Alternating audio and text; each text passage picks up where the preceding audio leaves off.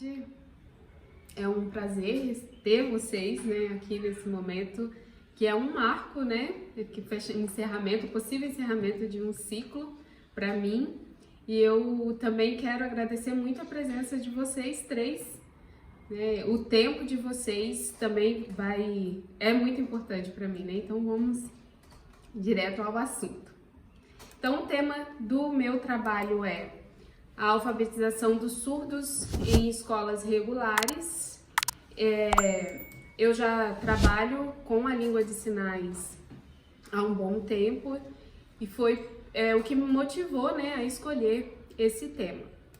Então, para começarmos, a gente vai ver rapidamente como dois especialistas definem o ato de alfabetizar, né, que aprender a ler é uma tarefa complexa que exige várias habilidades e entre elas, né, as principais é reconhecer o símbolo gráfico e associá-lo ao som, né? Isso é uma coisa impossível para os surdos, para a maioria, né, dos surdos que têm surdez profunda, a total, né? Porque eles não ouvem o som, então é impossível associá-lo a alguma coisa. Sendo assim, a nossa questão problema, né, nos leva a essa pergunta. Será que... Ai, vocês não estão vendo, só um minuto. Aqui. Será que as escolas regulares, né, elas conseguem dar assistência educacional a surdo de forma equivalente ou igual a uma escola classe bilíngue? Metodologias e outras coisas. Será que eles conseguem? E aí que gerou, né, essa hipótese, né, essa questão problema, tendo em vista que os professores da escola regular eles não apresentam fluência na língua de sinais, é possível, né, que exista então muita dificuldade para eles principalmente no processo de alfabetização ao receber um aluno surdo, né, na sua classe. E por que esse trabalho é importante? Porque ele vai nos levar a refletir sobre a questão da alfabetização dos surdos e também vai contribuir com o diagnóstico, né, sobre a assistência que esses estudantes recebem em escola regular. Tá? O nosso objetivo principal, né, é investigar essas escolas regulares que atendem o surdo e perceber se elas conseguem dar assistência educacional a eles. E temos aí principalmente dois objetivos específicos, que é analisar a história que tornou a educação dos surdos bem sucedida, né, o surgimento da língua de sinais que levou a isso, e também investigar como tem sido a alfabetização dos surdos em escolas regulares, comparando os resultados, né, alfabetização em classe e escola. Me distraí com o barulho. Bom, então para começar, né, já que nós já vimos rapidamente o que é, né, alfabetizar, vamos ver três definições do conceito de surdez: o médico, legal, e o socioantropológico, né, que é a visão que os surdos têm sobre si mesmo. Tá? Então, com respeito à medicina, né, através de exame audiométrico, existem ainda outros 3 exames, mas o mais comum e recomendado é a audiometria, que define, né, o médico pode diagnosticar aí o paciente com a surdez de grau leve, moderado, severo ou profunda, dependendo do quanto ele ouve, né, do quanto ele deixou de ouvir. E aí nós conseguimos ver também o estado que a pessoa se encontra e o que é recomendado pelos médicos. E com respeito à lei, né, o que legalmente define uma pessoa surda, esse decreto número 5.626, de 22 de dezembro de 2005, diz que a pessoa é considerada deficiente auditiva quando tem perda bilateral, perda parcial ou total de 41 decibéis. E aí disse também, esse decreto, né, ele especifica como que deve ser feito o diagnóstico, como que deve ser feito o exame. E sobre o conceito socioantropológico da surdez, os surdos se veem como um grupo pequeno, uma minoria, né, linguística, que eles têm um modo de pensar, por causa do idioma, né, ser diferente, um modo de pensar e uma cultura diferente das dos ouvintes, embora, né, convivam no mesmo país. Eles não se consideram alguém com uma deficiência, com algum defeito físico, né? Para eles, a única coisa que os separa dos ouvintes é o idioma e a cultura e uma diferença, né, no modo de pensar que acaba sofrendo por causa do idioma mesmo. Então, vamos começar a ver um pouco sobre a história da língua de sinais, agora que já entendemos, né, que são os surdos. A língua de sinais, daqui a gente tem conhecimento, né, da história, ela surgiu na França, na verdade, os surdos, eles sempre se comunicaram, né? Mesmo não sabendo o idioma oficial, eles sempre se comunicaram através de mímica e gestos. Mas o que Charles-Michel Lepé, ele percebeu é que os surdos na França, os surdos pobres, eles não recebiam educação.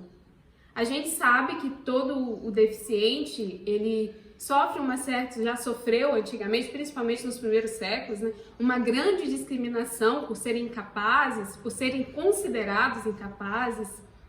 E Charles, ele viu os surdos sendo deixados de lado, não sendo educados, e junto com os próprios surdos, ele desenvolveu esse alfabeto manual e também toda a língua de sinais francesa. É claro que todo idioma natural ele vai sofrendo mudanças, né, ao longo dos anos, do tempo, mas no século XVIII ele deu esse pontapé inicial, fundou escolas para educar os surdos e deu tão certo que outros países da Europa buscaram o mesmo método que Charles Michel, inclusive o Brasil. Um detalhe por curiosidade, um fator de curiosidade, a língua de sinais brasileira, ela tem uma origem francesa, né? E a única coisa que difere o nosso alfabeto do alfabeto francês são 3 letras, que é a letra H, a letra G e a letra X. O resto é exatamente igual ao da França, né? A língua de sinais francesa. O próximo.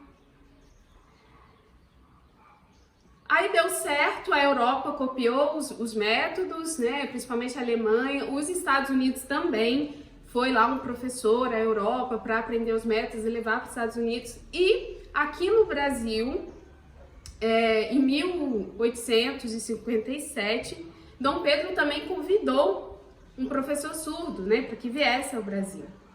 Logo depois teve esse congresso em Milão, em 1880, que seus patrocinadores, ouvintes, seus educadores, né, também ouvintes, tinha alguns surdos, mas esses surdos não foram levados em consideração a opinião deles, né, segundo Strobel. E aí eles decidiram que seria melhor para os surdos que não usassem a língua de sinais dentro de sala de aula para aprendizado, que isso não contribuiria. Aí eles adotaram a filosofia da língua oral pura. Logo após, né, aqui no Brasil, veio esse professor Ernest Rouet, junto com Dom Pedro II, fundaram o Instituto Imperial dos Surdos Mudos, e funcionou muito bem com o uso da língua de sinais em sala de aula até 1911, que quando trocou toda a administração, né, do Instituto, ele deixou de ser Instituto Imperial dos Surdos Mudos e passou a ser o Instituto Nacional de Educação dos Surdos Mudos, que é o INES, né, que existe até hoje no Rio de Janeiro, a gente conhece bem. E a administração achou também que a escola, né, que o Instituto deveria adotar o sistema de língua oral pura, e pararam de usar a língua de sinais na instrução dos surdos em sala de aula. E aí depois, né, os anos foram se passando, voltaram a usar a língua de sinais na escola. Enfim, teve aquele congresso em Salamanca que lá eles decidiram que seria mais interessante para os alunos que têm necessidades educacionais especiais frequentassem escola regular, e a partir daí vários surdos foram para as escolas regulares. Segundo o Strubel, em 2017, muitas escolas receberam esses alunos, mas não tinham profissionais preparados. E mais à frente a gente vai ver que não é só uma questão de ter professores preparados para receber, né, os surdos. Precisa que a escola toda, né, saiba incluir o surdo para que ele se sinta bem, né, para que ele se sinta ali acolhido e que tenha um bom desempenho educacional. Aí nós vimos uma entrevista, né, durante a nossa pesquisa, uma entrevista de 2 psicólogas com algumas professoras em escolas regulares que tinham surdos em suas salas, né? Aí uma das professoras deu esse depoimento, né, falando sobre o aluno, que ela chama de R. Ela disse, primeira coisa, que ele não precisa ser alfabetizado. Ela, junto com a mãe, né, do aluno, chegou a essa conclusão de que ele não precisava ser alfabetizado, porque ele tem até a capacidade, né, segundo o que ela diz aí. Mas, me perdoe aqui, gente. Deixa eu desligar esse trem. Desculpa. Então, o aluno até tem capacidade, mas ela não dispunha de tempo para ensinar ele da forma apropriada, né? E ela também teria que aprender a linguagem dos surdos mudos e ela não tinha tempo para isso. Então aí a gente consegue perceber um pouco do que acontece em muitas escolas regulares que recebem surdos sem um profissional que conhece a língua de sinais e que conhece a capacidade intelectual dos surdos. Muito bem. Aí a gente vê esse depoimento, né, de Quadros e Moura aí, que disseram que a criança ela deveria ser exposta. Esse decreto número 5.625/5, o artigo 14 fala a mesma coisa, que a criança ela deveria ser exposta aos 2 idiomas, né, o seu idioma considerado idioma materno, que é a língua de sinais, e o idioma escrito, né, o idioma falado do país, mas de forma escrita, desde o jardim de infância, que é aí a filosofia educacional que eles chamam de bilinguismo, que eles consideram que seria mais apropriado nesses autores, que são pessoas relevantes dentro da educação dos surdos, consideram que seria mais apropriado se as crianças fossem ensinadas seguindo a filosofia do bilinguismo. Aí nós temos um exemplo de escola bilíngue em Santa Catarina. Essa escola, ela tem um ambiente preparado para receber os surdos, né? Tem cartazes por toda a escola, um painel luminoso que sinaliza a troca de turno e recreio. Os alunos que são ouvintes aprendem a língua de sinais, toda a equipe da escola também aprende a língua de sinais. A língua de instrução dos surdos é a língua de sinais, uma professora surda ensina, e a língua portuguesa escrita é ensinada por uma professora de português que é especialista em língua de sinais. Então, os surdos, eles recebem a instrução adequada e também tem todos na escola, né? Ele consegue se comunicar, se expressar com todos na escola e vê as instruções também no ambiente escolar, né? Através de cartazes impressos, né?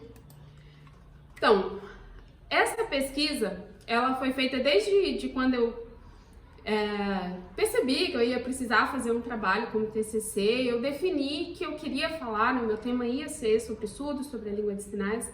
Então eu já fui juntando alguns livros e artigos que falam a respeito da educação, principalmente essa fase de alfabetização dos surdos. Então essa pesquisa ela foi uma abordagem qualitativa de pesquisa realizada através de estudo bibliográfico, né?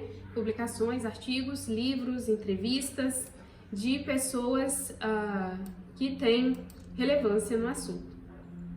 Então, diante de tudo isso, né, ficou claro pra gente que o modelo de classe escola bilíngue ele é mais apropriado para a educação dos surdos.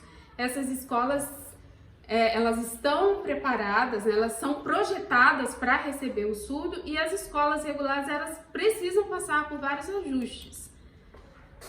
Também, de acordo com Pereira e Silva, que a gente viu, né, lá das entrevistas com as professoras, alguns professores têm esse conceito distorcido de que o surdo ele não precisa aprender, que ele está na escola só para socializar, e isso também está muito errado. E é algo que, infelizmente, muitos professores em escolas regulares absorvem, né, tem esse conceito e não ajuda para mudar. Eles precisam, né, entender mais sobre inclusão, mais sobre os surdos, talvez aí um programa de formação continuada, né, uns cursos fornecidos pelo governo, enfim. Para finalizar, eu gostaria de falar desses 3 colégios onde eu tive a experiência de trabalhar, são escolas regulares, eu tive a experiência de trabalhar com os surdos, tá? Com o surdo. Nessa primeira escola, Colégio Estadual SB de Schwartz, fica no distrito chamado Conselheiro Josino de Campos dos Goytacazes. Eu trabalhei nessa escola por quase 3 anos e lá eu atendi uma aluna, comecei com ela no 8º ano, né, do ensino fundamental.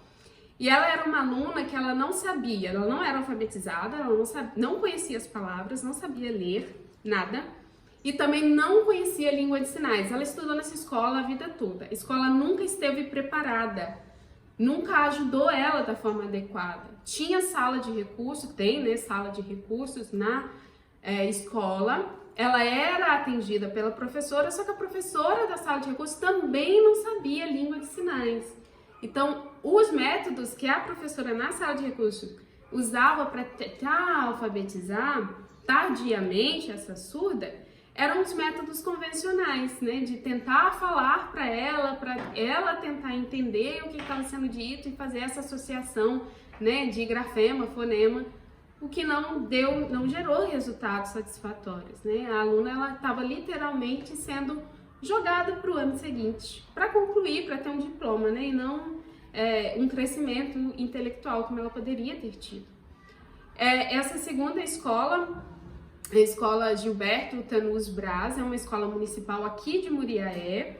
Eu trabalhei também, na verdade essa escola eu entrei como estagiária, não foi como professora nem como intérprete de Libras. E aí, aqui na rede municipal, o atendimento especial, né, o atendimento educacional especial, ele é fornecido através de estagiárias, né? Então, não vamos entrar em detalhes sobre a questão, mas pessoas menos preparadas ainda do que um professor, né, para fazer esse atendimento. Enfim, a vice-diretora me conhecia, eu já tinha me apresentado, tinha falado da minha experiência como intérprete de Libras, então ela me convidou para ficar com essa aluna em sala de aula.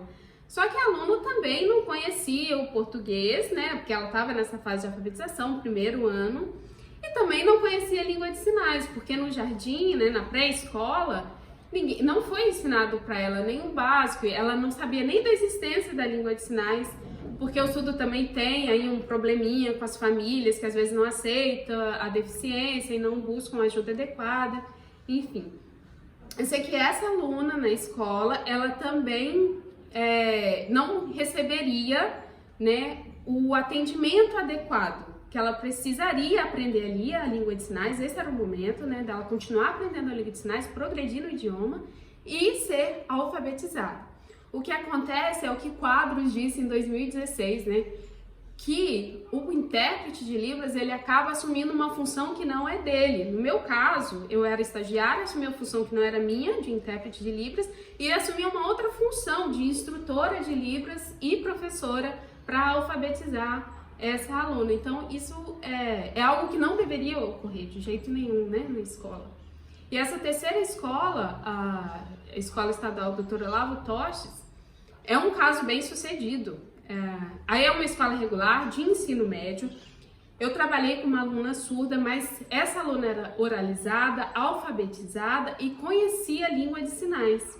Então, ela estava no terceiro ano regular, na idade correta, e era uma aluna que tinha notas muito boas, tanto que ela passou na Federal de Minas Gerais, tá fazendo o curso dela agora, né, a graduação dela. Mas por quê? No jardim de infância ela me disse que a primeira lembrança que ela tem da língua de sinais foi quando ela entrou na sala de aula, que quando ela olhou para cima, ela viu várias mãozinhas com o alfabeto manual, né, da língua de sinais. E tudo isso ajudou, motivou e ajudou ela a se desenvolver na língua de sinais e também aprender o português, né, como deveria. Só que tinha uma falha que a escola regular, né, apesar dela ser uma boa aluna, a escola regular ainda tinha uma falha para ela. Ela se sentia muito sozinha, porque ninguém, além de mim, que era intérprete de Libras dela, conhecia a língua de sinais. Então ela não conversava com ninguém, né? Tanto que muitos dias eu não tive intervalo para tomar meu café, porque ela ficava atrás de mim, ela queria companhia, ela queria conversar, às vezes ela não estava se sentindo bem, e os amigos não entendiam, não tinham paciência para entender ela, e ela também não tinha paciência para tentar ficar explicando o que ela estava sentindo, enquanto eles não entendiam, né, o que estava acontecendo. Então a gente percebe que a escola regular, ela, infelizmente, ela não está procurada, ela não consegue dar assistência educacional para o surdo como uma escola classe bilíngue conseguiria, como é o caso daquela escola na Sebastião Monserrat, né, essa escola em Santa Catarina, que é uma escola bilíngue toda preparada para receber os surdos e atendê-los da forma adequada. Então os professores, o espaço físico e mesmo, né, os alunos ouvintes, eles precisam se preparar para poder receber o surdo em uma escola regular e o surdo ter esse atendimento que ele precisa, né? Esse atendimento, né, que nós discutimos até agora da escola bilíngue. Então aqui estão algumas das referências que eu usei, uma das principais. E por fim eu gostaria de agradecer, né? Agradecer profundamente a atenção de vocês. Foi muito bom essa experiência e eu gostaria de agradecer principalmente a Nadir. Eu achei a frase de Paulo Freire muito apropriada, eu gostaria de ler para vocês, principalmente para ela, né? Que ensinar não é transferir conhecimento, mas é criar possibilidades para a sua própria produção e a sua construção. E neste momento foi isso, né, que aconteceu. A Nadir, ela me abriu portas, ela me guiou e me levou à construção desse trabalho. Então, muito obrigada.